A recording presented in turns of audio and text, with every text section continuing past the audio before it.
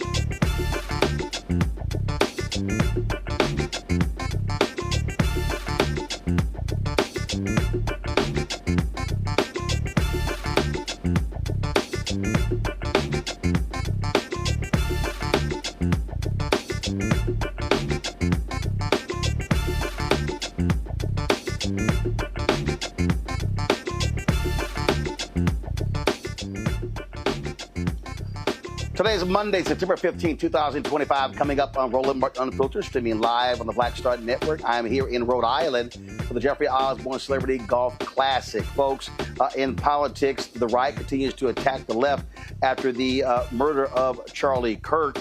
Vice President J.D. Vance sits in on his podcast and literally lies about what Kirk had to say about Black women and Black preachers across the country. They also speak their truth about what they see in this climate. We'll talk to former Republican MAGA Congressman Joe Walsh, who is a longtime friend of Charlie Kirk, who has something to say about what the right is really trying to do right now in this country. Also, Republicans in Missouri gerrymander a map. Guess what? They screwed up and got it wrong and actually violated the state constitution. We'll talk to a state rep about that as well. Lots to unpack. It's time to bring the funk on Roland Martin Unfiltered, the Black Star Network. Let's go. He's got it.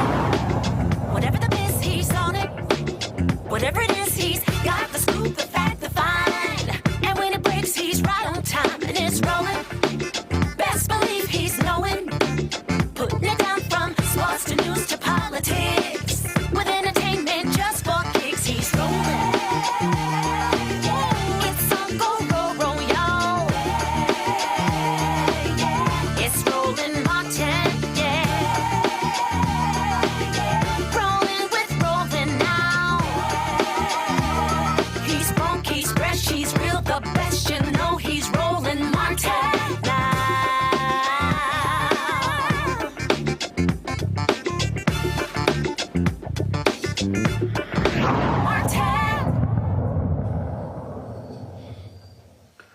Folks, over the weekend, we have seen a whole lot of drama, lots of replaying or reimagining various things that Charlie Kirk said. Of course, he is the right-wing provocateur, co-founder of Turning Point USA, who was gunned down while speaking in Utah late last week.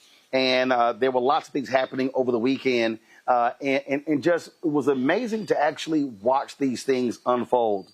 You had many people on the right who are defending everything he had to say, saying, oh, this was a Christ-like man, never said anything hateful or bigoted against anybody. Here's the U.S. Senator from Oklahoma saying that very thing on CNN. Senator, I want to start with you. You knew Charlie Kirk very well. You considered him a good friend. Charlie was made such an impact in such a short period of time. I mean, you think about this guy. He entered somewhat of the limelight just short time ago, 12 years ago. And he built this following that is just almost unheard of. And at 31, his voice has already been silenced because someone didn't agree with his political views. Unfortunately, there was a commentary on MSNBC that came out last night that said, hateful thoughts bring hateful words, turns into hateful actions. And I'm just saying, And he apologized. He did apologize, but what I'm saying, what I'm trying to make a point is Charlie didn't ever say anything hateful. He would debate with you, but he would debate with you on either historical constitutional facts or on his biblical beliefs, but he didn't belittle anybody. He provided an opportunity for those with opposing views to have an opportunity to have a voice. Okay, so Mark Wayne Mullin said he did not belittle anybody and didn't say any hateful things. Really? Utah Governor Spencer Cox, he said something similar. Listen to this. I'm not saying we have to just sing Kumbaya and hold hands. What I'm saying is we actually should disagree. I think Charlie represented that better than anyone. Charlie said some very inflammatory things, and in some corners of the web, that's all people have heard. But he also said some other things about forgiveness. He said some amazing things about when things get dark, putting down our phones, reading scripture, going to church, talking to our neighbors. He said that we have to engage, and that's what I appreciate most about Charlie Kirk. Said if we don't keep talking, that's when the violence starts. Look, there are conflict entrepreneurs out there who benefit from radicalizing us, and I'm not one of those. I don't know that that's particularly helpful, but he is right at this. We need to find out how this happened, and we need to stop it from happening.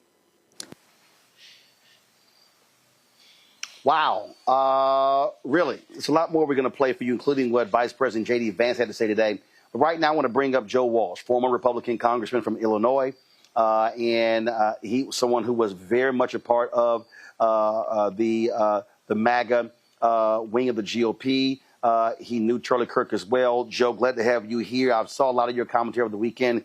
And Joe, the revisionist history is stunning. You knew a lot of the stuff that he said. You've heard it. For Mullin, for Cox, and for so many others, to say Charlie Kirk never belittled anybody, Charlie Kirk didn't use hateful rhetoric, he didn't use any racist rhetoric. Joe, we literally have video. We literally have audio. And then I was reading a couple of Instagram accounts where they said, oh, you didn't hear the full stuff, and it was all taken out of context. Really? Hey, look, Roland, good to be with you. I knew Charlie well. Let's be clear, and I wish he were alive, right? Murder's horrible. Political violence is horrible. Charlie was a Christian nationalist. He was a white Christian nationalist. Of course he was divisive. Of course he was provocative. Look, I met him when he was 16. I was his political mentor way back then. But he signed on to MAGA. He got radicalized by MAGA, and he was one of the best, most effective, divisive MAGA voices. That's why he was so successful, Roland. And that's the thing, to me, that's crazy. We have eyes, we have ears, we understand, what went on here. And the reality is, that's why his following was what it was.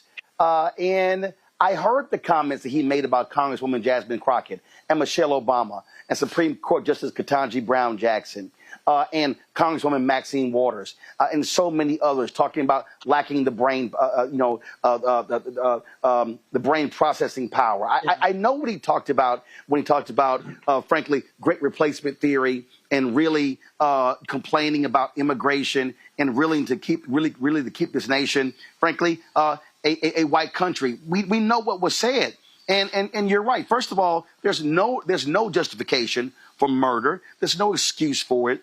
But what you have is this creation right now of martyrdom. that, oh, how dare anyone say any of these things, and how dare you speak that. And here's what just amazes me. The very people who say he was a free speech champion now don't want others to have free speech in criticizing what he and others have had to say. Roland, this is scary. And you and I are old enough, man, to remember huge figures in American history who were gunned down, struck down, military leaders, civil rights leaders. We are treating this 31-year-old podcaster, MAGA influencer, like he's Jesus Christ. So I come from the right. Why are my old colleagues and friends on the right doing this, Roland? Because the right wants a religious war. Let's just call it. They want a civil war. They want a holy war. That's why they're putting him up to be some Jesus-like martyr. Absolutely. I mean, Glenn Beck literally came out and said he was a civil rights leader. Oh, my God, stop it. Stop it. I've seen people say, oh, I've seen a lot of these videos, oh, I'm leaving my church because my pastor did not mention him. This was a Christian warrior. And let's just be clear. You said it, white Christian nationalists. It's slaveholder religion. We heard a lot of this stuff during slavery, during Jim Crow, things along those lines. And this whole idea about, oh, no, it was about debate. It was about, exchange of ideas. I mean, come on, let's just stop it. And so we see what's going on here. We see the games that are being played. And then what gets me, Joe, is this whole deal of, oh, my God, the left, how they indoctrinated him and the accused killer going to a university. The dude was at a university for one semester, Joe. You're trying to tell me that one semester at a mostly white institution in Mormon, Utah, which is not a liberal bastion, somehow just radicalize him? I mean, it really is showing folks of the hand they're trying to play. Yeah, and I think even on top of that, Roland, I think it was like some technical school. So it wasn't some crazy liberal arts school for a semester. Look, cut through all the BS. The Speaker of the House, Mike Johnson, has publicly said that America should be a white Christian country. This is what animates my former party. Roland, you know me, right? Tea Party Hellraiser. I don't come from the left. I left the Republican Party when the Republican Party became MAGA. And my fellow Democrats and folks on the left need to understand that the most powerful force in today's Republican Party is represented by what Charlie Kirk said. It is this drive to make America a white Christian nation. I got to tell you, this is what they say privately. This is now what they say publicly. This is what Charlie Kirk said publicly. And Joe, again, one of the reasons I wanted to have you on, because you know these people very, very well. Yeah. You said it yourself. You were one of the strongest voices. You were one of the folks who understood the incendiary language when you were in Congress, when you had your radio show, and how people loved when you did it. And then when you chose to apologize for that and turn away from it, oh, my God, they literally have just tried to destroy you because of that. Yeah, again, you know the deal, Roland, right? I came out publicly against Trump 7 years. For 7 years, I put up with death threats on a regular basis. Nobody is welcome in that party unless you bow down to what this force is, this MAGA force. And again, look, there have been some people on the left who've celebrated Charlie Kirk's murder. Shame on them, be better people. But this is much worse, Roland, what my former friends are doing on the right, because they are turning this into a holy war. When you say we declare war on the left, because of what some 22-year-old young guy did in Utah, and then you declare war on the whole left, that's a lot worse than celebrating Charlie Kirk's murder, because that's dishonest, but that's also inciting hate and violence. And Roland, look, Trump's an idiot. So yeah, Trump says the left, the problem in the country is the left. J.D. Vance is not an idiot. What did J.D. Vance say today, right? He was subbing for Charlie Kirk on his radio show, and he spent the entire show going after the left, going after them, they, them. Man, Democrats need to wake up, Roland. This is a really serious deal by my former colleagues. The stuff that I hear privately from them right now, Roland, for the last 5 days, I mean, they want to go to war. This is a holy war. Oh, it absolutely is. And what really jumps out at me on this very thing here, Joe, and I've been saying this, I played the speech 2 weeks ago that mainstream media just ignored of Missouri Senator Eric Schmidt, who gave a speech at NatCon, Peter Thiel's group, where he literally gave a white nationalist speech, where he said our ancestors fought for this country to be ours and no one else. He was talking about white people. He was basically saying if you are Black, Latino, Asian American, or even Native American, America is not for you. And folks just ignored it. And so people need to understand, again, what they're saying, why they're saying it. And yes, there are many evangelicals, any very conservative white Christians who are pushing this as well. And you nailed it. They want a holy war. They want a race war. They want this to be a white country. It is clear as day. And Roland, really important point. Charlie Kirk at only 31, the impact he had because he was one of the most successful pushers of this white Christian nationalistic idea. And so I think that's why all of his defenders are out there so strenuously denying he said anything divisive, because they know if you really go through Charlie Kirk's public record, everything he said about people of color and Black women and Muslims and gays and transgenders, if people took the time to go through all of that, and that was put out for average people to see, they'd be blown away by it. That's why his defenders are like supercharged right now. They don't want that record to be seen. Today, you mentioned, and I mentioned as well, Vice President J.D. Vance sitting in to do his show. And listen to this man just blatantly lie, Joe. Play it. I read a story in The Nation magazine about my dear friend Charlie Kirk. Now, The Nation isn't a fringe blog. It's a well-funded, well-respected magazine whose publishing history goes back to the American Civil War. George Soros's Open Society Foundation funds this magazine, as does the Ford Foundation and many other wealthy titans of the American progressive movement. The writer accuses Charlie of saying, and I quote, "Black women do not have brain processing power to be taken seriously."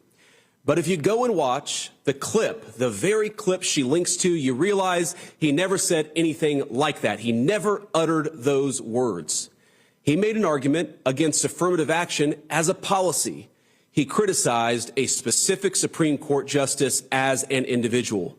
He never said anything about Black women as a group. He made an argument for judging people of all races and backgrounds by their own individual merits. Bullshit. Okay, Joe, this is actually what he said. No, Roland, that's utter bullshit. In fact, you know, if we would have said 3 weeks ago, Blake, if we would have said that Joy Reid and Michelle Obama and Sheila Jackson Lee and Ketanji Brown Jackson were affirmative action picks, we would have been called the racist. But now they're coming out and they're saying it for us. They're coming out and they're saying, I'm only here because of affirmative action. Yeah, we know. You do not have the brain processing power to otherwise be taken really seriously.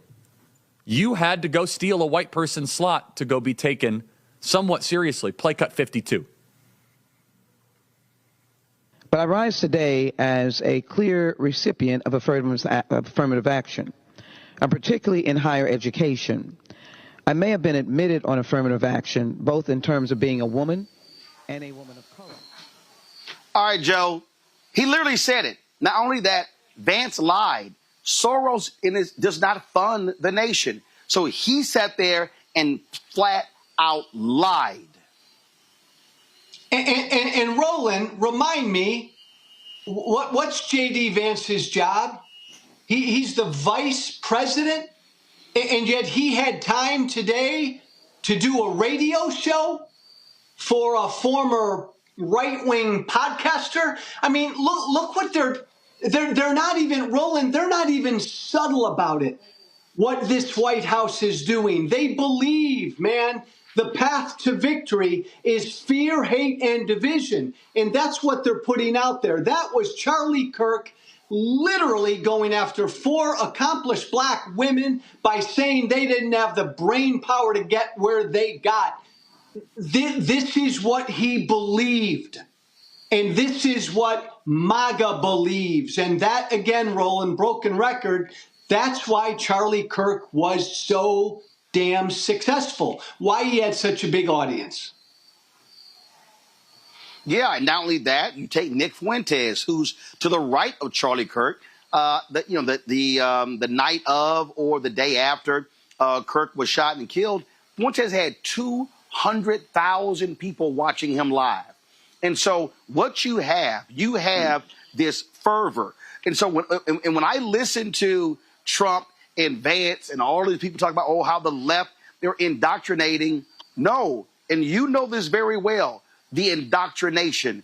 We've had people who formerly are with Turning Point USA put out videos talking about how it was really this cult-like figure, this messianic figure that they sort of set Kirk up as, and how they want them to follow that. And so that's what's going on here. These people are not trying to have open dialogue.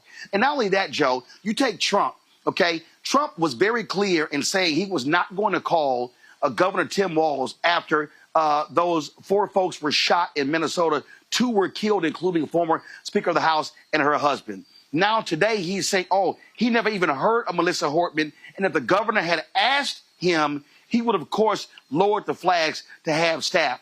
I'm sorry. He's also lying. He knew about her. He knew about the shooting, but he was so arrogant that he said, oh, 2 Democrats, a Democrat Speaker of the House shot and killed. Yeah, I don't care, but lower the flags to have staff with Charlie Kirk. Flies body on Air Force 2. Do a memorial service at the Kennedy Center. Do another one at the Arizona Cardinal Stadium. Give him the Medal of Freedom. And I'm telling you, they're going to give him a state funeral. That's what you're seeing right now.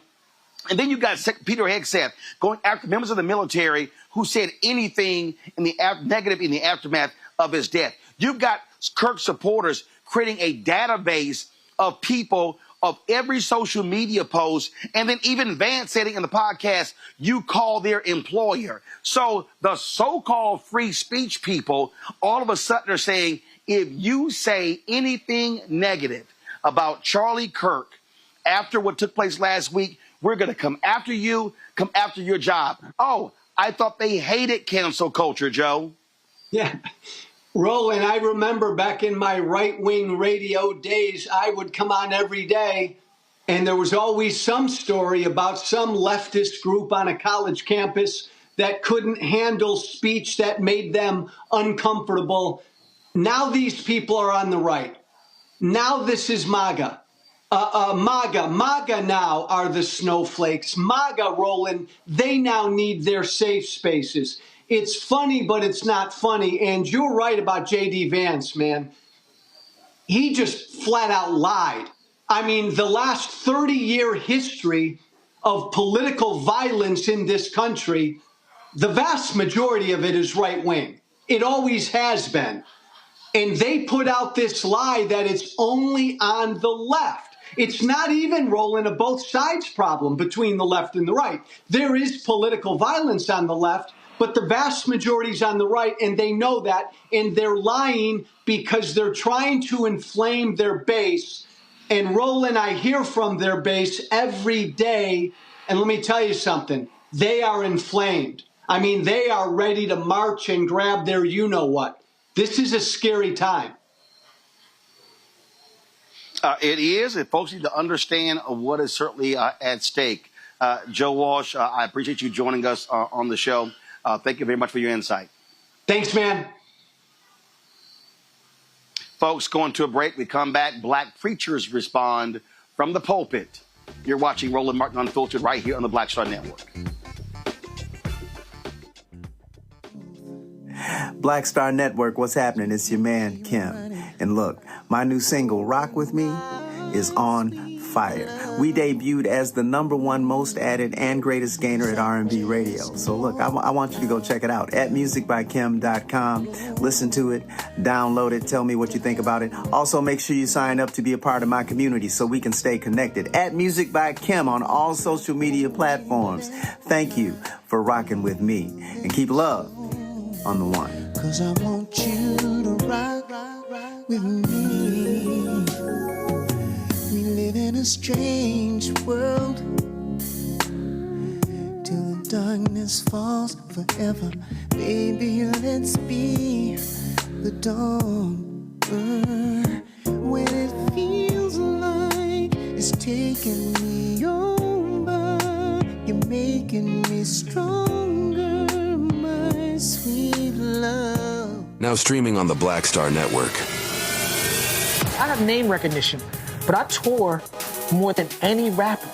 And it's a lot of overseas stuff. And it's like I'm going all over I've been to 80 countries in my lifetime. And sometimes I'll do interviews with people and they be like, so what you been doing? Like, what you been doing? You know what I'm saying? Like, I just came back from Belgium and Brazil and South Africa. What you been doing? Right.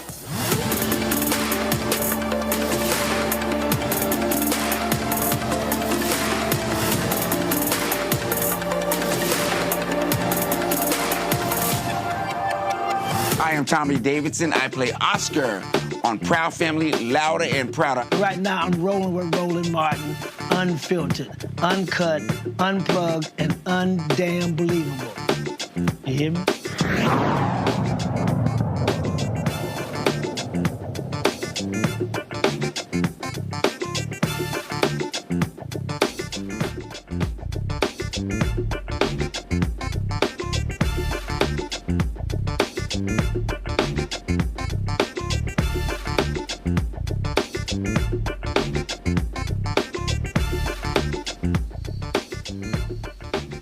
Black preachers from across the country certainly were not holding back from the pulpit on Sunday. Here's a few of what some of them had to say. We're going to start with Pastor Jamal Bryant, New Birth Missionary Baptist Church in Atlanta. I'm concerned about all of these Negro preachers who've been, in fact, talking about that this man that was killed was the answer to Christ in the earth. Y'all ain't saying nothing. They having moments of silence in black churches all over the country over a man that was racist and a white supremacist. How dare you compare him to Martin Luther King? The only thing that Charlie Chris and Martin Luther King got in common is both of them was killed by a white man. After that, they got nothing else in common. In the name of Jesus, I pray that you'll perform a miracle in this country. It does not necessitate turning water into wine. We're asking you that you will shift gun control in this country. I pray that our seniors will feel safe. I want our parents to feel safe sending their kids to school and not be alarmed, fearing that there will be a school shooting like it was in Colorado on the exact same day. I pray, dear Lord, that there will be a peace that passes all understanding. I pray that you will disarm the adversary. Now, God, I pray that you will strengthen us so that we can fight in the spirit realm. that we'll be able to pull down every stronghold, that we'll be able to lean on you for areas that we do not understand. Thank you that this shift, this revival will take place not by might, not by power, but only by your Spirit. And God, we're saying to you today publicly, you can use us as healing virtue for this land. Thank you, dear Lord, because you already gave us the remedy. If my people who are called by my name will humble themselves, seek my face, turn from their wicked ways, you'll hear from heaven. God, heal America today. Folks, Reverend Dr. Marcus Cosby, Wheeler Avenue Baptist Church in Houston. Last week in Denver was the 47th school shooting this year. And we got to be careful and we don't lose our song and get so comfortable with the hell that's raging in our streets. We still got to be conscious that there's some things happening in this world that are trying to rob us of our song. I really despise the way that Kirk was killed last week. I despise the way he was killed. Shouldn't have gone down like that. But political violence ain't nothing new to this nation. Now, let's be clear. Let's be clear. They killed our ancestors over political violence. That was political violence right there. Knees on necks, that's political violence right there. Shooting you down for having some Skittles and a drink, that's political violence right there. Let's be clear, this ain't new. This ain't new. And I want them to be just as concerned about Kirk and be just as concerned about Trayvon as they were about Kirk. And just as concerned about my brother that just got shot last night as they were about the brother that got shot a couple days ago. And while I'm on that, can I go a little farther? You and I need to be very careful. All of us need to be careful of the public positions that we take. Be very careful. Mr. Kirk said for years that sometimes there in schools there has to be some live sacrifice to protect the Second Amendment. I'm not making it up. Some lives have to be taken to protect the Second Amendment. Got to be careful of the positions you take, because they might just come back and take you. I am not applauding his death. That boy should not have died. His children got to be raised without a father. His wife has to deal with living without her husband. It should not have gone down like that. But the Bible says if you live by the sword,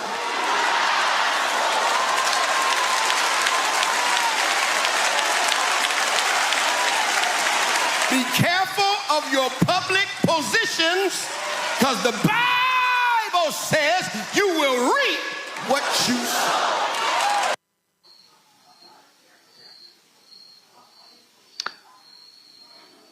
Folks, Pastor Rudy McKissick also spoke. He's a senior pastor of the Bethel Church in Jacksonville, Florida. The news of Charlie Kirk's murder has shaken this nation. And I must say from the outset, the act itself was despicable. No one deserves to be gunned down. Violence is never the answer, and the one who pulled the trigger must be held accountable. We must also keep Charlie Kirk's wife and children lifted in our prayers, because no matter our disagreements with him, they are now living with a hole in their home and a grief in their hearts that only God can heal. But while we grieve, we must also be honest. You should be able to walk in sympathy over the loss of a life without having to sanitize the reality of that life. Kirk's rhetoric was often divisive, inflaming race, sowing fear, and fueling hostility. And now in the wake of his death, what do we see? Death threats against churches, threats against HBCUs. The Department of Education, on the day after this senseless murder, cut $350 million in grant monies to HBCUs. threats against the very places that have always been sanctuaries for black advancement, black faith, and black freedom. If America cannot protect her classrooms and her sanctuaries, then what does that say about the soul of this nation?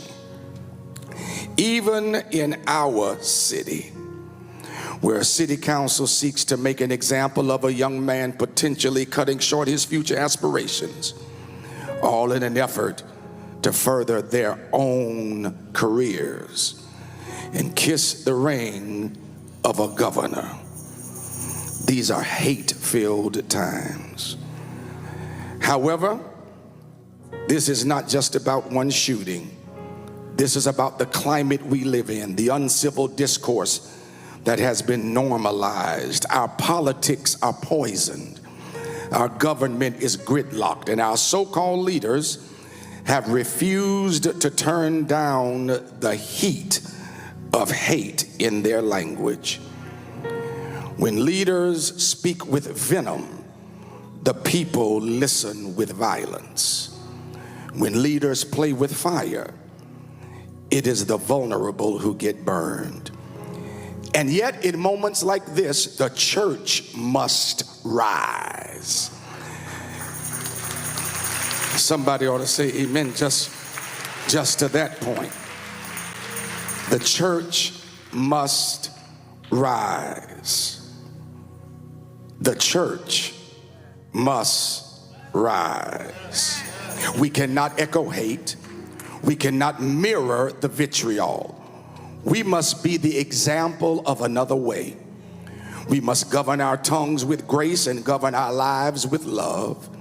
And at the same time, we must still be about liberation. We cannot let threats silence us. We cannot let the climate marginalize us. Our ancestors built faith and freedom in the face of slavery and segregation. Surely, we can stand for liberation in the face of tweets and tirades. So today, as your bishop, I call on us to pray for the Kirk family. Let us grieve the tragedy, but let us also be clear-eyed about the times we are living in. The racism that has been unleashed, the division that has been amplified, the threats that have been aimed at our institutions, these are all reminders that the Church of the Living God has work to do. We are called to be salt and light. We are called to speak truth with courage, but also with civility. We are called to fight for liberation, not just for ourselves, but for the generations to come. Church, let us not be silent. Let us not be bitter. Let us not be hateful. Let us not be marginalized. Let us be who God called us to be. The living, breathing, liberating example of what love and justice looks like in a nation that's on fire. Folks, Pastor Howard John Wesley, Alfred Street Baptist Church in Alexandria, Virginia, man, he really brought it home. And this clip here has gone viral. I am overwhelmed daily with the lies and the false narrative of white supremacy that caters to white guilt and forces me to prove my black excellence every day of my life.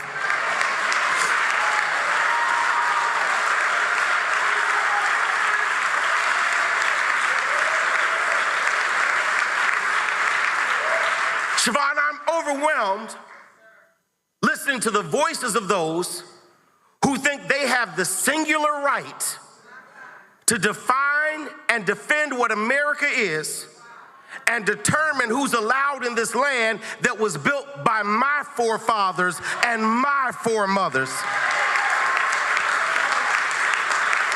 I am overwhelmed with the gun violence and mass shootings and threats against our HBCUs that ain't had nothing to do with anything that went down this past week. I'm overwhelmed.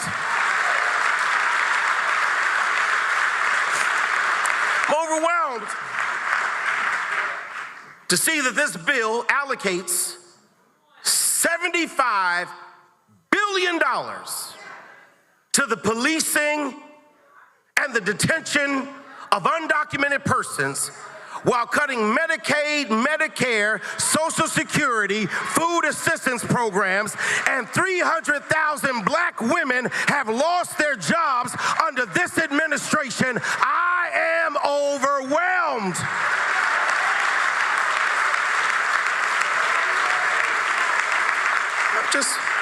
I'm overwhelmed with ICE raids, Klan rallies, corporations backing off of DEI, Supreme Court rulings, and presidential executive orders. I'm overwhelmed with folk who call themselves Christian because they invoke the name of Jesus and quote Bible from the Old Testament, but never live like Jesus, never love like Jesus, never talk like Jesus, never put their arms around folk like Jesus, never have any fruit of the Spirit, never try to live out the Sermon on the Mount. I am overwhelmed.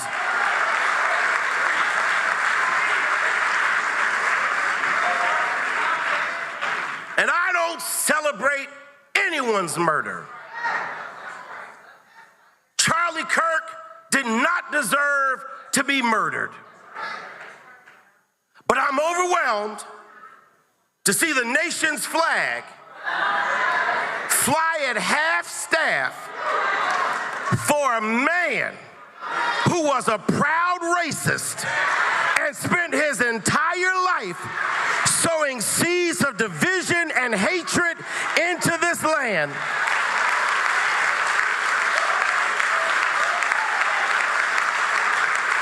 And then these hypocrites with selective rage who are mad about Charlie Kirk but didn't say anything about Melissa Hortman and her husband when they were gunned down in their living room.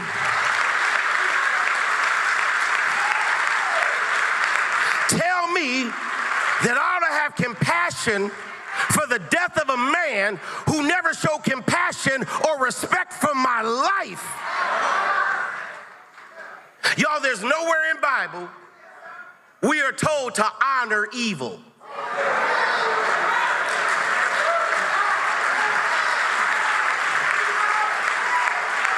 And I know I'm gonna get in trouble for this, but how you died does not redeem how you lived.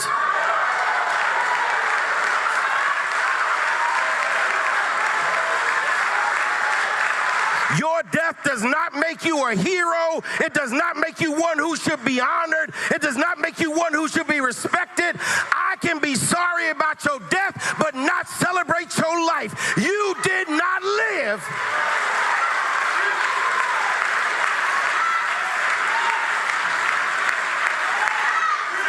And I'm overwhelmed. It's tiring being black in America. It's exhausting defending your existence everywhere you go. It's an assault on my identity to keep seeing this nonsense in our nation, and I am overwhelmed. Folks, let's go to our panel. We got a whole lot we need to unpack. I'm Congo Debinga Senior, professorial lecturer, International School of Service, American University out of D.C. Renita Shannon, former Georgia State Representative out of Georgia, out of Atlanta, A. Scott Bolton, who's an attorney out of Washington, D.C., former leader of National Bar Association, PAC as well. Glad to have all three of y'all here. Scott, I'll start with you. Hale, no question. Just where do you want to go? You got what Joe Walsh had to say. He said they want a race war. This is about white Christian nationalism. You heard the black preacher's response. We'll do this here after we do this here. We're gonna go to break. We're gonna play what Bishop William Barber had to say. Y'all get that ready. But Scott, go ahead, take it away. Well, as I listened to Joe Walsh, a former MAGA person, he got some redeeming to do himself. But when I listened to the preachers, and I'm thinking about the first hour of your show, I kept thinking about how do we protect ourselves? How do we protect ourselves, not just during this period of time, but how we succeed, not just survive MAGA or Trumpism. We can debate what happens after Trump, but this is a real movement that believes political violence is real, and they drive that negative narrative for all the reasons the preacher said, all the reasons that your guests have said. And so my fraternity brother said he's overwhelmed. We're all overwhelmed and stressed out about being black, but I really want to put some time and thought together collectively about where we go from here and how we succeed, how we survive now and how we succeed going forward. And that's going to take all of us to have that dialogue. Well, Renita, look, I wrote the book White Fear, but I have been talking about this in 2009. I said in 2009, this is about to be a minimum 50-year war. Everything was there.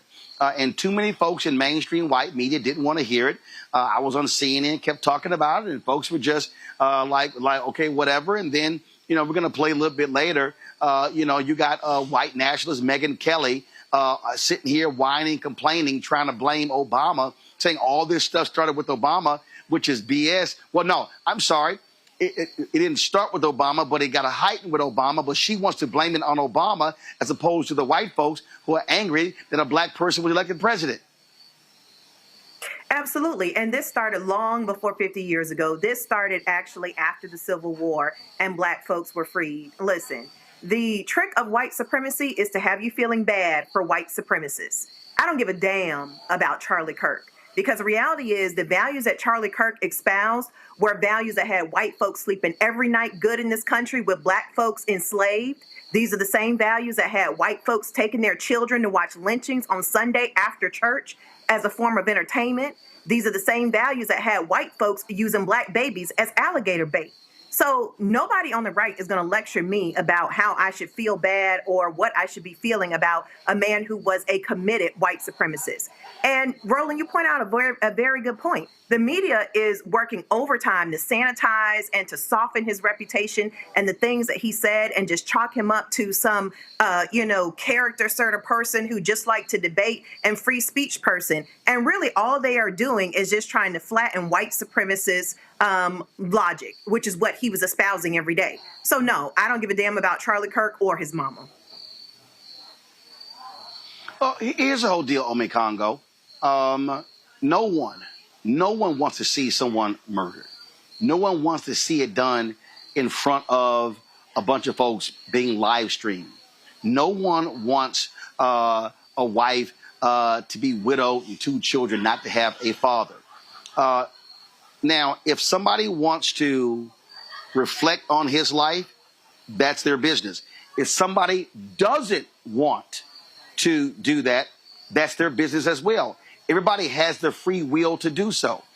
But for folks on the right to say, you can't say anything, you can't criticize what he said and what he did, we're going to go after jobs. They have literally established a database of Ome Congo on perusing social media and going through every social media platforms looking for critical comments about Charlie Kirk after he was shot and killed and saying they're going to hunt those folks down, call their jobs, get them kicked, get them fired, get them kicked out of school, have all sort of repercussions. J.D. Vance literally gave them permission to do it as well, but they claim they love free speech and they don't like cancel culture.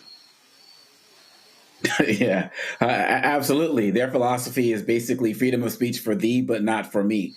And even adding to what you said just now, Stephen Miller talking about, he's like, I don't care what it takes, whether it's RICO, we're going to figure out something under Trump to take your money, take your liberty, take everything that you have, because we're going to shut you down.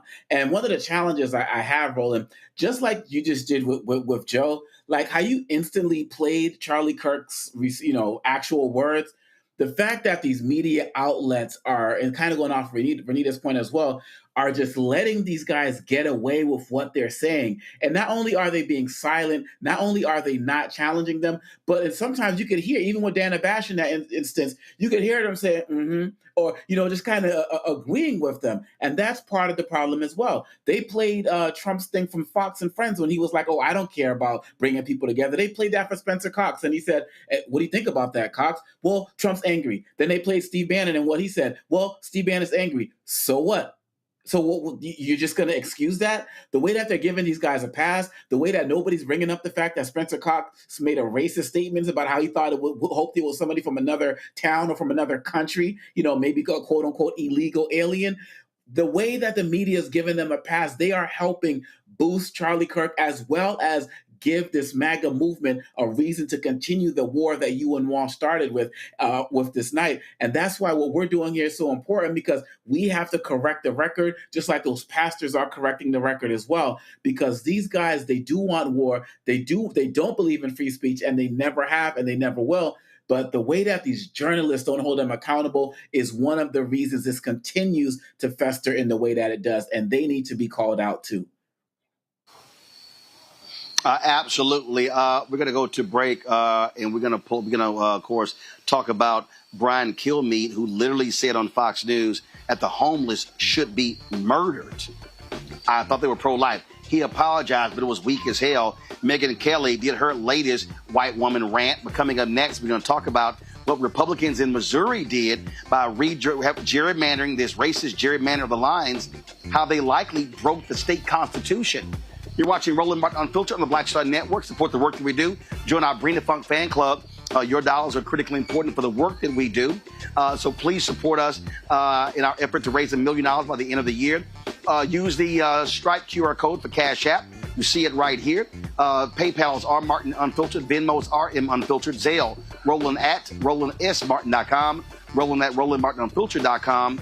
Of course, checks and money orders make it payable to Roland Martin Unfiltered. P.O. Box 57196, Washington, D.C. 2003 7-0196. Back in a moment. Dr. Greg Carr. And coming up on The Next Black Table, we're speaking with Dr. Lucius T. Outlaw Jr., master teacher and philosopher. He takes us on his journey to discover and celebrate Black philosophy. From my undergraduate years at Fisk all the way through my PhD, I was never in a philosophy class where I had a professor who was a person of African descent, nor assigned a text written by a person of African descent, ever. How he pushed back at those who said there was no such thing and got us all thinking about what it means to be Black. That's on The Next Black Table, exclusively on the Black Star Network. I'm Marissa Mitchell, a news anchor at Fox 5 DC. Hey, what's up? It's Tammy Roman, and you are watching Roland Martin Unfiltered.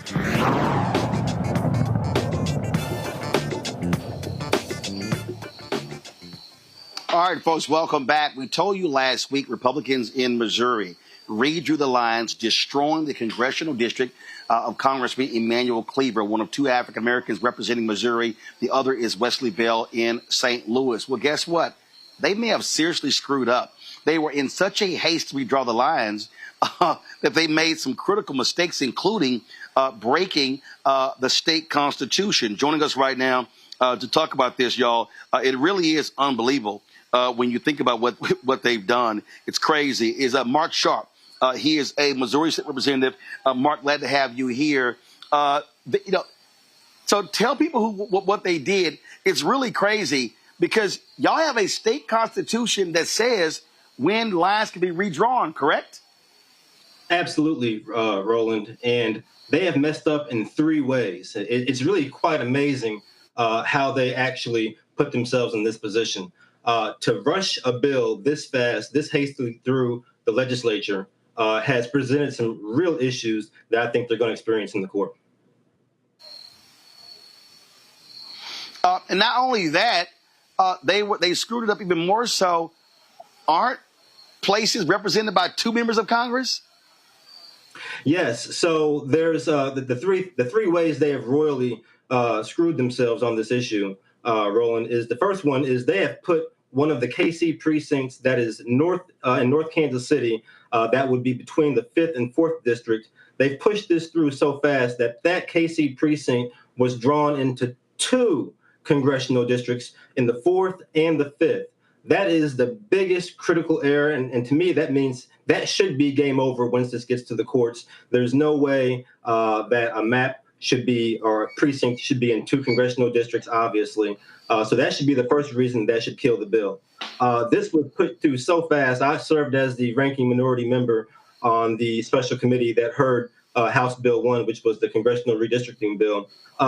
It was just such a shameful act. No nonpartisan and partisan staff didn't have the demographic data that any respectable body would need to pass any congressional map or even smaller legislative map.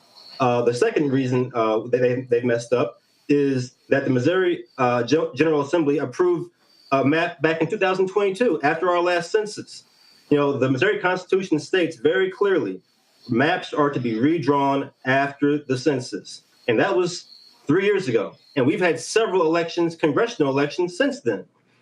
So that's the worst part of it all. But the main thing is, also one of the main things is it has the worst compactness percentage of all the congressional districts in Missouri. So they have taken the historic 5th congressional district that our Congressman Emanuel Cleaver has represented very strongly for the last two decades. They're taking that and trying to make it even less compact, taking it from Kansas City, stretching it out all the way east across Missouri, nearly to Jefferson City, where the state capital is. And they want to talk about how compact the district is when it's actually the least compact of all. Well, we've actually seen the Supreme Court at least rule on this. And so the issue of packing and cracking, again, the Supreme Court allows for political gerrymandering, but they have ruled previously against racial gerrymandering. Right. And again, this map that really is the President Trump-sponsored, Governor Kehoe-sponsored map uses those same lines that we've been using for decades in Kansas City that are separating communities like Troost Avenue and Holmes, for those that are familiar with the Kansas City area, and using 71 Highway as a divider for our communities in Kansas City. So it's one of the most obvious racial gerrymandering attempts that we've seen in a very, very long time. Even the map that we voted on back in 2022 didn't go this far. Well, keep up the fight there, and this is going to be a legal battle, and that's what it all boils down to. Representative Sharp, we appreciate it. Thanks a lot. Thank you. All right, folks, we have heard some crazy, nonsensical, unbelievable, shameful, despicable stuff come out of folks on Fox News. What took place last week out of the mouth of Brian Kilmeade was unbelievable. And Ainsley Earnhardt, and Lawrence B. Jones sat there, said nothing when Brian Kilmeade said this about how we should treat homeless people in America. Put them in a mental institution, put them in a jail, and you guys figure it out. But people having to duck and dive on the trains and the buses, walking through the street, this is one case, but this is happening all across the country, and it's not a money issue. They have given billions of dollars to mental health and the homeless population. A lot of them don't want to take the programs. A lot of them don't want to get the help that is necessary. You can't give them a choice. Either you take the resources that we're going to give you, or you decide that you're going to be locked up in jail. That's the way it has to be now. Or involuntary lethal injection or something. Just kill them. Yeah, Brian, why did it have to get to this point? Right. I would say this. We're not voting for the right people. So you've probably already seen that clip as it's gone viral on multiple social media platforms. Some folks have asked about the context. All right, folks. Now, after a lot of criticism about this, Kilmeade yesterday gives this weak-ass apology. Empathy and compassion. In the morning, we were discussing the murder of Irina Zaruska in Charlotte, North Carolina, and how to stop these kinds of attacks by homeless, mentally ill assailants, including institutionalizing or jailing such people so they cannot attack again. Now, during that discussion, I wrongly said they should get lethal injections. I apologize for that extremely callous remark. I'm obviously aware that not all mentally ill homeless people act as the perpetrator did in North Carolina, and that so many homeless people deserve our empathy and compassion. Did y'all hear the end of that? Did y'all hear how he ended that? All right, play it again. Did we also include Lawrence B. Jones? So, hey, Brian, I'll see you tomorrow in the morning. Play it again. In the morning, we were discussing the murder of Irina Zaruska in Charlotte, North Carolina, and how to stop these kinds of attacks by homeless, mentally ill assailants, including institutionalizing or jailing such people so they cannot attack again. Now, during that discussion, I wrongly said they should get lethal injections. I apologize for that extremely callous remark. I'm obviously aware that not all mentally ill homeless people act as the perpetrator did in North Carolina, and that so many homeless people deserve our empathy and compassion. So he tossed back to Lawrence Jones, I'll see you tomorrow. Renita, that was just shameful. Should have been fired. Involuntary, just kill them? He wasn't referring to a specific case. He was saying kill all homeless people in America. Wow, way to go, pro-life Fox News.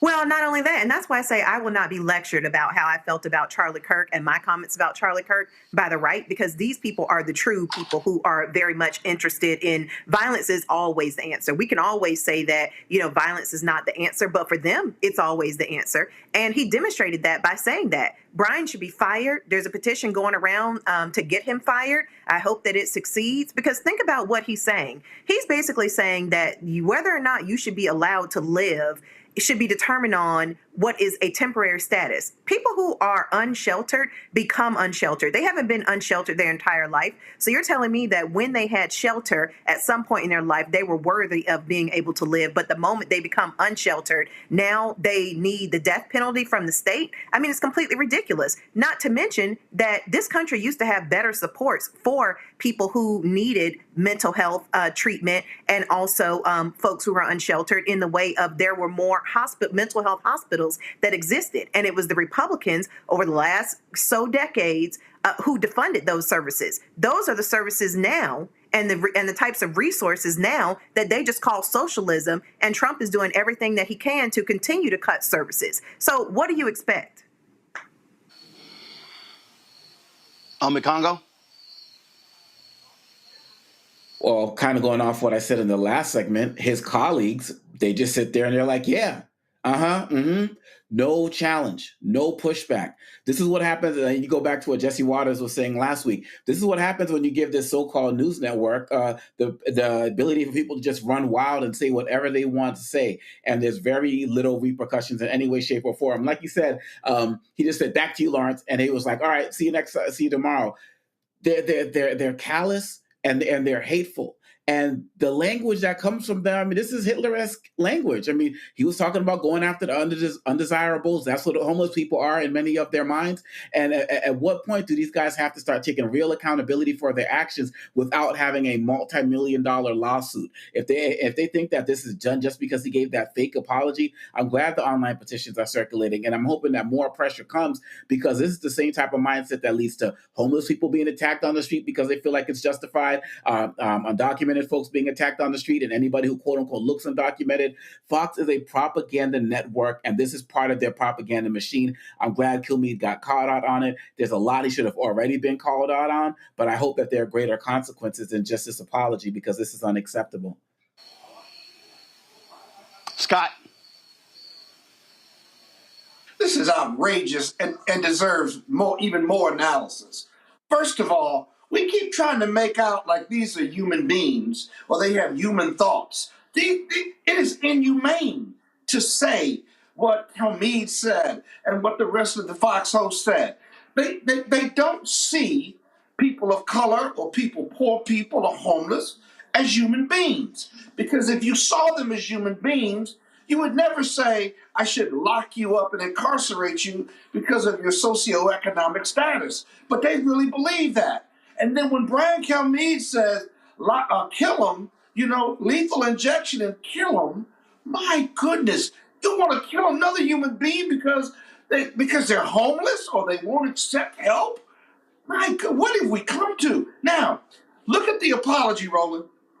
What you were really trying to get at, I think, was that he didn't apologize for saying to kill him by lethal injection. He apologized for lacking empathy or for saying that. He didn't say he didn't believe that to be the case. He still believes that. He just shouldn't have said it, and he should have been more empathetic and come up with something else to say. But in his heart of hearts, he still believes that. That's why he should lose his job. That's why he shouldn't be spouting off. Because you know what?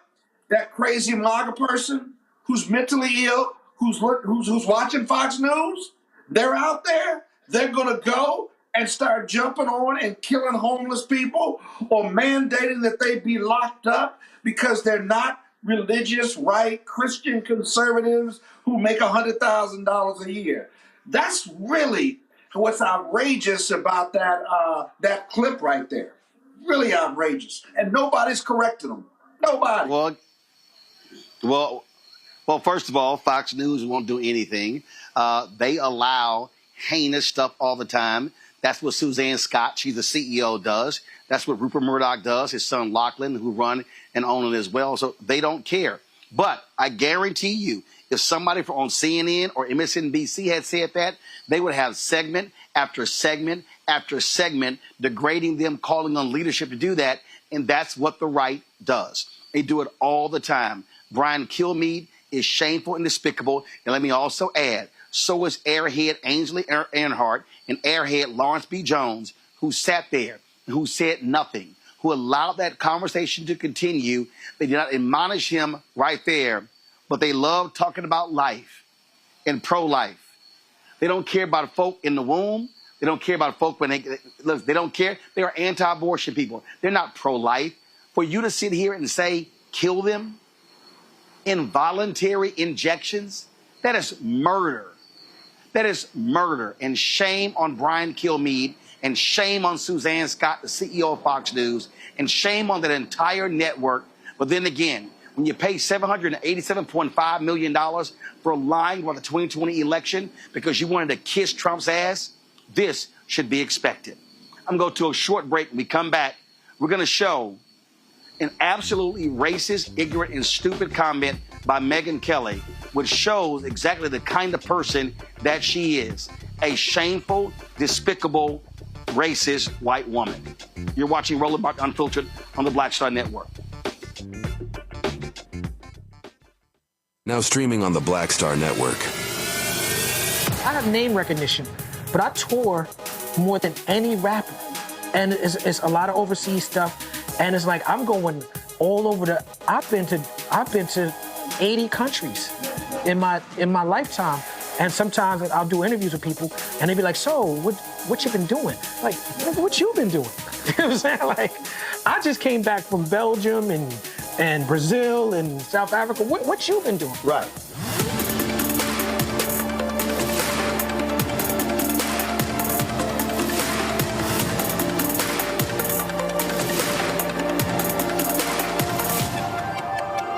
This week on the other side of change. Hurricane Katrina, 20 years later. Cannot believe that it's been more than 20 years since we saw Black people and Black communities across New Orleans and the South being failed by our government. But it's a harrowing lesson. We're going to unpack how race and class intersect in ways and how we need to talk about this government doing more for our communities. Again, you're watching The Other Side of Change, only on the Black Star Network. This week on A Balanced Life with Dr. Jackie, we're talking all things entrepreneurship. Whether you want to jump right in, take a leap of faith, or you've just been thinking about it for a while, we're having a one-on-one candid conversation with Dr. Tierney, our level up coach and YouTuber of the amazing Hey Sugar. So let's talk about entrepreneurship. Before you jump out here, know that it is some work that goes into it. And not necessarily the work in the business itself, but some inner work. That's this week on A Balanced Life with Dr. Jackie on Black Star Network.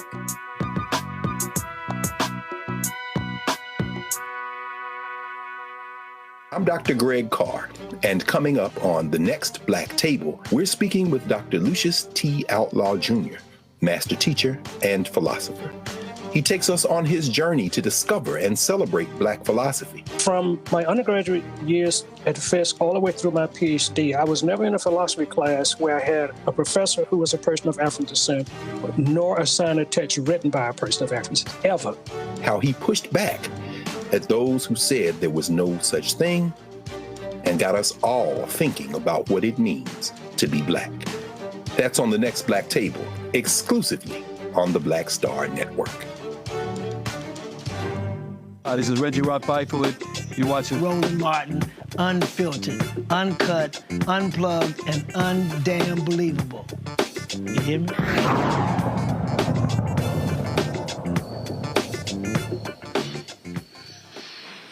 We all know that President Barack Obama, his mere presence, his skin color, drove a lot of people in this country crazy. My book, White Fear, is literally based on a poll that was taken when the question was asked around the inauguration, are you optimistic about the future of America for your children? Black people, Latinos, Asian American, majority says yes. White America was the only one, majority that did not say that. And what did we see? We saw the rise of the Tea Party. We saw the attacks. We saw Glenn Beck. Obama hates white people. You saw all of that. You saw the racial hatred rise. So over the weekend, I saw this clip of Megyn Kelly. You know, the one who said Santa was white and the one who had no issue with blackface around Halloween? This is literally what this trifling, despicable, shameful bigot had to say. We don't feel like ourselves. We haven't felt like ourselves in a while. And I'm sorry to get political, but I'm just going to be honest. We haven't felt like ourselves since Barack Obama. I just think he was such a slick snake. You know, he was this affable guy who was like wearing good suits and looked the part and sounded the part and dressed the part, but was so divisive in his messaging. The left, they look at you like when you say this, they don't know what you're talking about. It's like, because you don't pay attention to the other half of the country. You only pay attention to your absurd news sources, which spin and spin and spin to protect Democrats, especially if they're named Obama. He's the one who started to inject race where no one had been doing it. He's the one who started to use his pen and the phone to shove things down our throat that we didn't want. He's the one who shoved through an entitlement on our health care and our personal doctor visits that he promised he wouldn't mess with, and then he did, really hurting people, causing massive anger and open lies. He never missed an opportunity to twist the knife on the racial issue. He would do it subtly and in his own way, but it was very clear what he was doing. For the first time, we had a president who weighed in on legal cases before they'd played out. We never did that. That was a taboo that had never been crossed before him. And Donald Trump was the reason Barack Obama, reverse that. Barack Obama was the reason Donald Trump came about, that he was born as a political figure. They say Trump's divisive. He was the antidote. He was the answer to the divisiveness of Barack Obama. And we just haven't felt like ourselves for years now. Oh, we haven't felt like ourselves for years. Why couldn't we just continue having another white president? Why did we as America, why did we have to screw it up? Why did we mess it all up by electing this black man? It was his fault. It was Obama who brought divisiveness, who injected race. Really? Do you really want to talk about presidents injecting race, Megyn? Do we want to talk about Reagan making up, literally making up this welfare queen story? Do we want to talk about Reagan refusing to sign a bill slamming the racist apartheid regime in South Africa and says, I will not sign it. And he got overwritten. Do we really want to talk about Reagan, the attack on affirmative action? Do we really want to talk about President George H.W. Bush and Willie Horton? Do we really want to talk about Lee Atwater, and who said that we don't have to use the N-word, there are other words that we can say? Y'all, there's actually audio of this. Do we want to talk about the racist Richard Nixon and the stuff that he actually said caught on tape? Really, do we want to have that conversation? Do we want to go back to Woodrow Wilson, who actually showed Birth of a Nation in the White House, who reinstated segregation in federal workforce? William Monroe Trotter, the great journalist, was thrown out of the White House because he was challenging this racist bigot. We want to talk about Herbert Hoover, the leader of the Lily White faction, the Republican Party. Do we really want to have that conversation, Megan? Oh, and then she says, Obama is the reason for Trump. Yes, because Trump came in pressing his white rage buttons. And guess what? People like you, Megan, you know, little Miss Blackface, upstate New York, who said, oh, no, remember what you told me off air? Well, you know, it's like where I grew up. I mean, there was no racism because also there were a few black people, Megan. Oh, you remember that conversation we had off air at NBC? The place where you got fired because you sucked. But see, you want to sit here and, oh, it was Obama who injected race. Really? Obama tried to run from the issue of race. Obama tried to be as mainstream, middle of the road as possible. But his mere skin is what drove y'all crazy. Because y'all woke up and said, damn, I'm sorry. Oh, we're now going to have to actually deal with this thing. See, Obama forced y'all because y'all couldn't run around it because, see, y'all couldn't call him the N-word. See, I heard you like, oh, little slick snake. They talk about his suits. Really? Y'all still trip on the tan suit? Is that what we're doing? See, Megan, we see what you're doing. See, I need everybody listening. I need everybody listening. Why is Megyn Kelly blowing up on digital? Because Megyn Kelly is using the same thing that Charlie Kirk did. She's appealing to white nationalists. She's using the language of whiteness. That's what she's doing. I see, but see, she learned it from the best. She learned it from Roger. She learned it from the guy, Roger Ailes, who built Fox News. Roger Ailes' blueprint was to press the issue of race. We all remember Bill O'Reilly attacking Ludacris, attacking Snoop Dogg. It was attacking the new Black Panthers. It was on and on and on. It was always them attacking race. So we see what Megyn is doing. Megyn has shown her white womanness since she got fired from NBC.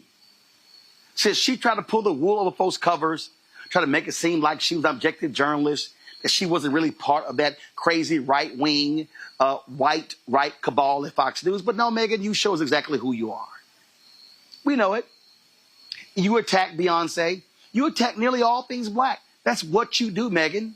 We see what you're doing. It's clear. But the thing that drives y'all crazy, y'all hate, so what is it? You hate where Obama went to college. You hate the law school part. You hate that Michelle went to law school. You hate that she's brilliant. You hate that the success. So that's what it is. See, y'all want your Negroes built a certain way. That's what y'all want, Megyn. And we know that. This ain't black folks' first rodeo. See, Obama tried to remove as much of that as possible. Tried to be as palatable to white folks like you as possible. But see, for y'all still want to go back.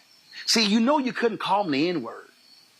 But you tried to use every other thing. Oh, he imposed these things on us. Oh, wow. You mean like the Affordable Care Act, which has dramatically increased the number of Americans who now have health care? Really, Megyn? Y'all trashed Michelle Obama for trying to for people to eat healthy. Now y'all praising RFK Jr., you know, Mr. I took heroin in college, I got a worm in my brain. Now y'all praising him, who's really stealing her program of eating healthier. So we see game recognize game, Megyn, and we see who you are. So you can sit here with your little blonde highlights, and you can get all these little white guys all excited who think you're the cutest thing in the world, and you're not. and you're really not. Flat and narrow, that's who you are. And so that's what you do. And so we know what you're doing. See, Megan, you just hate black brilliance. You just can't stand it. You can't stand that he got reelected. He sat there and beat straight-laced Mormon dude, Mitt Romney. Y'all can't handle that. And it drives y'all crazy. Governor Wes Moore drives y'all crazy. Governor Deval Patrick drives y'all crazy. I was talking to a black conservative over the weekend who told me point blank that y'all hate Congresswoman Jasmine Crockett because she's effective. Oh, yeah. I was told point blank, y'all hate Jasmine Crockett because she's effective. Y'all hate any black person who doesn't walk around with a stick up their ass, with no bass in their voice, who challenges y'all on your bigotry, on your whiteness. See, y'all didn't even like the fact that the man was a Christian. Y'all called him a Muslim. Yeah, we know what's his name, little Graham boy, the fake preacher. His daddy was a preacher, but he ain't no preacher. Yeah, we know that. And then we know Trump ain't no real Christian. That boy can't even hold the Bible right. But y'all just simply cannot stand black excellence. But y'all love them Stephen from Django Negroes like Jason Whitlock. Y'all love them. But what you can't stand, Megan, is that he won twice. He beat y'all. And you're right. We do have Trump because of Obama. Because y'all was so mad. Y'all was so mad at what happened. And here's what we also know, Megan, and it's a fact. In the history of America, black success has been always followed by white backlash. And Donald Trump, he is the white backlash. And what drives y'all crazy is black success. So, Megan, I'm going to tell you, I told Richard Spencer when I obliterated him on my TV One show, Megan, you better go work out. You better go pump some iron. You better go do some glute exercises. Because, Megan, we ain't going nowhere. We're not leaving. See, y'all can't do what the abolitionists and the plantation folk did to the folk in Virginia and North Carolina when they shipped them to Liberia. We ain't going nowhere, Megan. We're going to be right here. We're going to be right here on digital media. And when they try to get rid of us in mainstream, we're going to set some other stuff up, Megan. Our businesses are not going anywhere. Our politicians are not going anywhere. Megan, we know y'all trying to defund black America. We know y'all trying to destroy black institutions, destroy black nonprofits. Y'all trying to destroy the will of our people. But like my girl Lorraine Toussaint told Carmen Ejogo in Selma, we are prepared for this, Megan. The ancestors run through our veins. They prepared us for this. Megan, you ain't no different than all the folk we saw after slavery, doing Reconstruction, during the 92 years of Jim Crow. Megan, you not new. You simply are the latest white woman who can't stand black excellence. Renita, you first. Listen, before I give my comments, I got to say this. Roland, you are crazy because I have never heard anybody say that a person could not even hold the Bible right. I wish you had a Bible so you could show us how to hold it wrong. But that was cracking me up. No, listen, Megyn Kelly is disgusting. And you know what? I specifically hate when white folks talk about how the country is so divided now and how there is so much division. Because what I hear is that you've never listened to the voices of black people or anybody who was not white. There is no universe that you are going to kidnap an entire race of people, bring them from one continent to the United States, and you don't think there's going to be division? There has been division the entire time that this country has existed. And so to me, these people who, wax poetically about, oh, all the division just popped up out of nowhere. It just came about in the last, ever since Obama. Is like, these are the people who, number one, are mad that now there are platforms like this where you can actually hear what Black folks think about a lot of these issues. They are mad that Black people's voices are more now louder than ever, and you can actually hear what different communities are saying. That's what these people are mad about. So yeah, they wanted to go back to a time of where we didn't have the platforms to be able to say how we felt about what was going on in the world, and things were largely silent, because that is what for them made them feel like, oh, well, there's not a lot of division in the country. But that was completely false. And so everything that you said about her is completely true, even down to the fact of how they are the ones who have used race in politics at an expert level and well before anybody else. Think back to George Wallace in the 60s. He ran an entire presidential campaign on segregationist policies. And they chalked it up to, oh, he's just speaking for, low-income workers. I mean, they have had all these fancy ways to just run completely racist campaigns and interject race into politics. Right around the time that Republicans started to lose elections was right at the time where lots of their expert thinkers decided, you know what, we really need to just start using race at the forefront to be able to coalesce our folks together and start winning elections. And it has worked. So she has some gall to bring up anything that President Obama did. Congo? Look, when it comes down to it, they are quick to blame a Black woman and Barack Obama, right? In conversations about violence, they're still bringing up Maxine Waters and her saying confront people. They're still bringing up Michelle Obama and her arms and her being divisive. And they're jealous at Ketanji Brown Jackson. And they're jealous, when it comes to the brothers, Obama is number one for them. He is their number one target. He'll be their number one go-to. I mean, this man hasn't been president in so long. But these guys, just like Trump, they cannot operate without a target. They cannot operate with giving you somebody to distract from what they're actually doing or what they're actually saying. And Megyn Kelly demonstrated that perfectly. It's almost as if it's probably as if they want violence to come towards him as well. As long as they can keep pointing a finger away from Trump and his ridiculous policy. Hey, by the way, the economy is still in the shambles if people haven't noticed with all of this other talk on everything else. Hey, the Epstein file still ain't out. Well, let's just blame Obama. This is what they're going to do. This is what they're going to continue to keep doing. Look at what they're doing with Lisa Cook. Letitia James, they continually find Black women and now Obama to continue to point the finger at, and it is not going to stop. And we got to continue to call it out and shut it down and expose them for who they are. This is racism playing out. There are other Democratic presidents that they can point to. They can point to Clinton. They can talk about other people, but to sit there and to call this man a snake on top of that, I mean, seriously? Like, we're not just going to sit here and act like this is not a real thing. You want to talk about we were fine till y'all came along because a Black man dared to challenge after Reverend Jesse Jackson did, right? And Al Sharpton as well, to be the highest offices in the land, and y'all just can't stand that? Nah, we can't stand the ignorance. We can't stand the hate, and we're not going to tolerate it, Megyn. So just as you put it out there, we're going to put this out there in the algorithms as well to let y'all know that your hate and racism, it ain't flying this time around. Scott, take us home. Skin.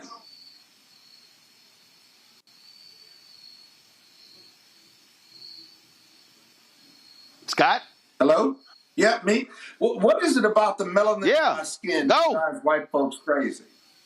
It makes no sense. It makes no from a dignity and a human condition. And yet, if you look at Megyn Kelly, she has downright hatred for Barack Obama. White conservatives always attack the person, not the ideas. And so she attacks him as being this slick snake. And she's dripping with venom when she says it. She looks down as if she's thinking through it. And that his suits, and he was this, he was that. But what's racially divisive about Barack Obama is his mere presence, the color of his skin. And he doesn't drive that narrative. White privilege and white racism drives it. He's racially divisive to white America or white conservatives because of the color of his skin, period. Doesn't matter, the color of his skin, that's it. He's racially divisive. And by the way, the fact that he did not have a 8-year term with scandal, not one investigation. He's a Harvard-trained lawyer. I mean, you would think that those would all be acceptable to white America and white conservatives, right? That they would rally and support him and how far America has come in race relations. And yet it's just the opposite. Their privilege and racism overwhelms them. And so they project, right? Barack Obama, in their mind, was racially divisive, but Donald Trump's the most racially divisive president we've ever had. If you look at his record, what he said and what he's done, minimally racially insensitive, maximum racial hatred and manifestation. If you read the white nationalist and Ku Klux Klan manifestos, his language mimics what's in the manifestos. And we tolerate it, the media tolerates it, white America tolerates it, because that in the end, I don't care how liberal you are as a white person or how conservative, this white nationalism piece, this gene is inside of you. And that's how it manifests itself. DEI, right? Did you see how the law firms and corporations ran from DEI after the executive order? They couldn't wait to get off the train. Oh, we don't have to do this anymore. He's there. Trump's their savior in this. It wasn't working anyway. It's only got the numbers haven't changed in 40 or 50 years, so they never wanted to do it anyway. And so these are our realities. And by the way, lastly, you can tell them the truth, but they won't accept it because they create their own narrative or truth. They do. So no matter, you can't give an intelligent answer to them because they won't accept it, because they accept lies and their own representations to live in the space that they're in so that they don't have to accept racial equality. Well, bottom line is, Megan, we don't give a damn what you think. We don't give a damn. So we don't care. You can be in your little feelings, and we don't care. We really don't. And I'm going to tell you right now, we've been here. We've been fighting you fools like you ever since, and we're going to keep fighting. Y'all can't break us down, because you know what, Megan?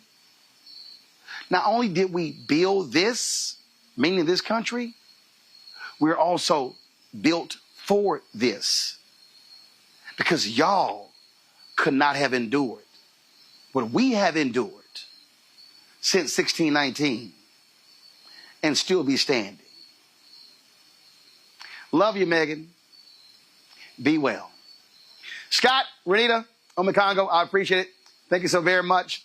Folks, I'm here in Rhode Island, the Jeffrey Osborne Celebrity Golf Classic. Of course, the welcome part is going on as we speak, literally right there. We're going to have some great stuff for you. Man, wait till I show y'all. We finished playing golf today, little practice round, and Chris Tucker and Johnny Gill with his group together. And so they were doing a sound check, and then the band was playing My. And wait till I show y'all Chris Tucker and Johnny Gill singing My as a duet. Y'all, it's hilarious. So I'm going to have a lot of stuff for y'all tomorrow. We appreciate y'all watching the show. Thanks for all the support. I got to go to work. We got a live auction going on. So, folks, thank you very much. Support the work that we do here at Roland Martin Unfiltered and the Black Star Network. Support our Bring the Funk fan club. You can join right now. Use the Stripe QR code for Cash App. You see it right there on the screen, bottom left. PayPal's R Martin Unfiltered. Venmo's RM Unfiltered. Zelle. Roland at RolandSMartin.com. Roland at RolandMartinUnfiltered.com. Of course, checks and money order. Make them out to Roland Martin Unfiltered, P.O. Box 57196, Washington, D.C. 20037-0196. Of course, download the Black Star Network app. Apple phone, Android phone, Apple TV, Android TV, Roku, Amazon Fire TV, Xbox One, Samsung Smart TV.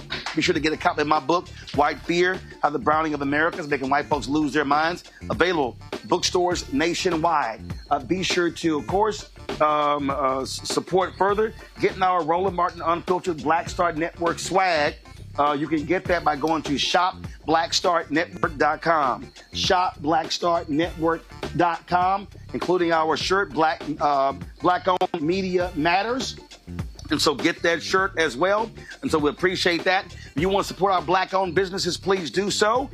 Support them by going to our marketplace at shopblackstarnetwork.com. Give me a shot of the products in the studio, please. So we got these products that are right there on my, you see all the backpacks candles, skincare equipment, HBCU shirts, all sorts of products. Folks, you can get them. These are black-owned companies. You can support them right there by going to shopblackstarnetwork.com, shopblackstarnetwork.com. Also, support the app Fanbase. Download that app. If you want to invest in Fanbase, simply go to startengine.com/fanbase, startengine.com/fanbase. Folks, that's it. I'll see y'all tomorrow right here. Roland Martin Unfiltered on the Black Star Network. Black owned, unapologetic, and that's the way we roll. Holla!